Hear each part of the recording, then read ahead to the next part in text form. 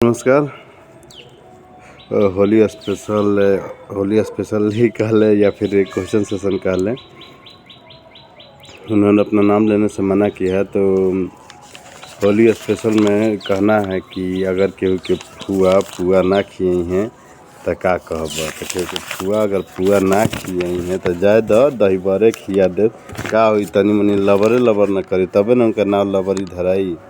आ रहल बात ओहनो लोग से जे पुआ ना खाए दीही, अगर पुआ ना खाए देबो लोग तो हम लोग के लुगाई के भौजाई के हद घूमल जाए न। देखल लोग होली में तो हम लोग के पुआ ना मिली है न,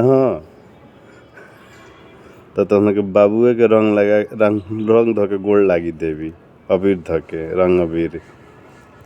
ये होली उहे लगुआ रही। आप पिछली बेर ऐसा बिहाना ही पी मत लिहल लोग, बुझाइल।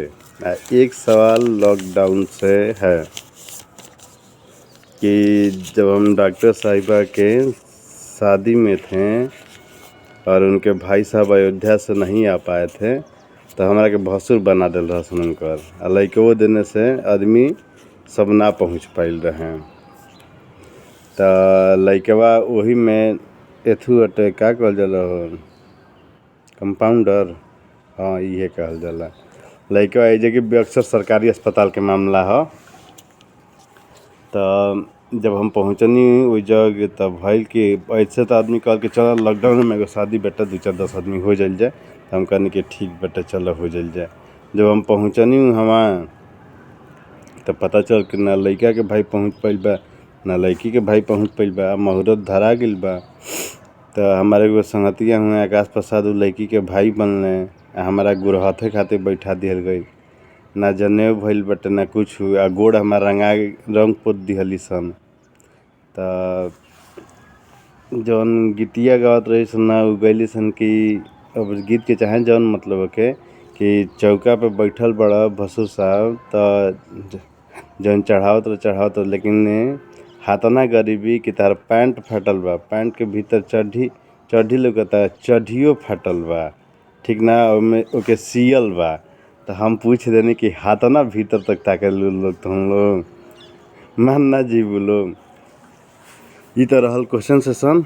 यही के संगे एक सवाल जौन कि इस मौसम से जुड़ल भी बाटे। 22 फरवरी से जहाँ तक आशा बाटे कि बारिश हुई। 22 फरवरी से जब बारिश हुई, जौन पिछता गेहूँ बाटे 3-4 दिन लगातार भी हो सकता। तो जौन पिछला एथू बाटे, जौन पीछे गेहूँ बोआइल बाटे ओकरा के तो तनी मनी कम नुकसान बा, लेकिन हम लोग के नुकसान बाटे धान समय पे ना हो पाई। आ जौन पहले के गेहूँ बाटे तो जौन मजबूत हैं वो तो बारिश झेल भी जाइ हैं, लेकिन बारिश अब इस समय फुटला के बाद सही ना हटे। एकरा संगे संगे अब आ जाए डाई यूरिया, जौन इस समय बिहार में चल रहल बाटे। बक्सर में 650 तक यूरिया बेचल गइल बा। आ यूरिया बेचल गइल बाटे, एकर जिम्मेदार कौन? आपका सवाल ये है कि कालाबाजारी है, ब्लैक मार्केटिंग है, लोग रख के गोदामों में इसका रेट बढ़ने दे रहे हैं फिर जाके मार्केट में निकाल रहे हैं। ऐसा कुछ नहीं है। अगर आप ये बोल रहे हैं तो उसने जहां स्टॉक किया होगा उस गोदाम का पैसा भी तो उसको देना है, उसका सब खर्च पल्लेदारी भी देना होगा, एक बार गोदाम में रखवाने का, एक बार गोदाम से बाहर निकलवाने का, फिर अपने यहाँ पहुँचाने का, 2 चीज़ें। तीसरा, बक्सर में जब यूरिया नहीं मिल रही थी तो किसी भी अन्य तरीके से बिहार में यूरिया मंगाया गया। बिहार उत्तर प्रदेश से ही, ये समीपवर्ती राज्यों से जब उत्तर प्रदेश से मंगाया गया तो वहाँ पे ही उनको यूरिया बिना जिंक या फिर सल्फर के नहीं मिला। तो जिंक और सल्फर को लेके ऐसे ही यूरिया वहाँ पे 400 के पार चला जा रहा है। फिर वहाँ से लाने का खर्च जो भी 20-30 से पड़ा होगा, पर बोरी पड़ जाते हैं। 10 चलिए मान लेते हैं, 15-20 ही मान लेते हैं। तो 20 लाने के बाद उसको अपने यहाँ रख के पल्लेदारी 6-7 रुपये, 10 रुपये इसका भी रख लेते हैं। तो आपका तो वैसे भी यूरिया 4.5 के ऊपर चला गया। तो वो यहाँ पे अगर 5.5 बेचते हैं, 4.5 बेचते हैं तो गलत है नहीं है, ये तो अधिकारी महोदयगण तय करेंगे और किसान तय करेंगे। लेकिन जो फसलों का नुकसान होगा 22 फरवरी से समय पे कृषि ना होने की वजह से, तो हमारी कृषि विभाग क्या कर रही है? ना ग्राम चौपाल लगा रही है, ना ग्राम सभाएं कर रही है। अगर कर रही है तो वहाँ पे क्या जानकारियाँ दी जा रही हैं? गेहूं के ना सही समय बुआई का बताया जा रहा है, ना कटाई का बताया जा रहा है, और ना उनको समय अगर आगे पीछे बो भी दिया गया है तो उसको समय से तैयार होने की कौन सी युक्तियाँ बताई जा रही हैं? हमारे जो एटीएम बीटीएम महोदय या फिर कृषि समन्वयक जो हैं, ब्लॉक कोऑर्डिनेटर या फिर कृषि विभाग से जुड़े जो अधिकारी गण हैं, वो ज़्यादातर तो कृषि एग्रीकल्चरिस्ट ही होंगे।